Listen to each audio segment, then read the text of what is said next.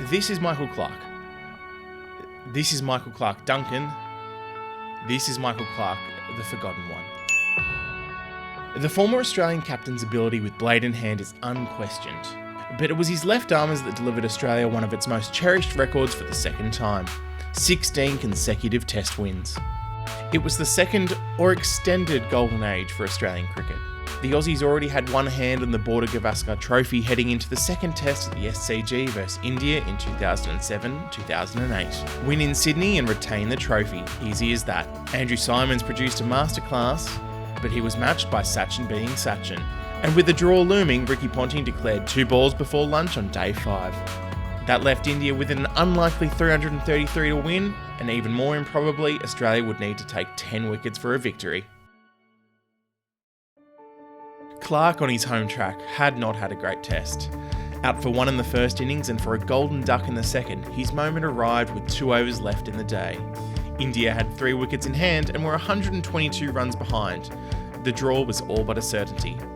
Australia would not be equalling their record run of Test wins. Then Ricky Ponting hands Clarke the rock. It's not like Ponting had asked John Howard to bowl. Clarke had owned India once already with 6 for 9. But going with a third choice spinner in a side with Lee, Johnson, Clarke, Hogg and Symonds was certainly a sign of the times. It was a weird time in Australia. The chaser had just been arrested for infiltrating an Apex summit dressed as Osama bin Laden. That catchy Kevin 07 slogan landed Kevin Rudd a waterfront house in Kirribilli.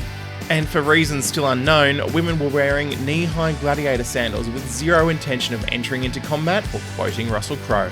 Even Clarke got in on the weirdness, parlaying frosted tips and a promising career into dating Lara Bingle.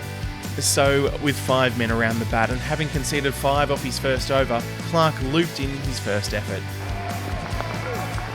Got in! Yes, he has! That's a big one! The bounce catching a thick edge of Harbhajan Singh's bat for a simple catch at first slip by Mike Hussey. 8 for 210. With his first Test wicket in Australia out of the way, Clarke ambled in again. Tony Greggers always knew the perfect thing to say. The odds, $8 Australia at the moment. It's gone! He's on a hat-trick! Nice. RP Singh gone for a duck. LBW. India, 9 for 210 and Clarke is on a hat-trick. And thankfully, DRS wasn't a thing yet. As with all great cricketing moments, a random Souths fan appeared. The magic wasn't over. Out strolled Ishant Sharma, 19 years old and playing in his 3rd Test, holding 2 right-hand gloves. Up until then, the match had been moving along peacefully and definitely wasn't a low point of cricket relations. The glove stuff-up definitely was handled well by all involved. The hat-trick was on. If he pitches that in the same, this delivery in the same place, that front foot will be across there. There could be an LBW hat-trick. It wasn't to be, defended well by Ishant Sharma. The 5th ball, Sharma again does enough to survive. At the other end, Anil Kumble waits, stranded on 45 and hoping Sharma has one more block in him to hand the final overstrike back to the spinner. 5 men around the bat. Clarke arcs it in. Sharma, clearly a bowler, plays at it and edges it straight to first slip. Go before acceptances, pick up the line first. It's gone! It's over! Clarke's done the damage! Australia win! Chaos ensues. Amid the elation afterwards, Clarke was asked a straightforward question. Did he believe he had a 3-wicket over on the boil, just waiting for the call-up?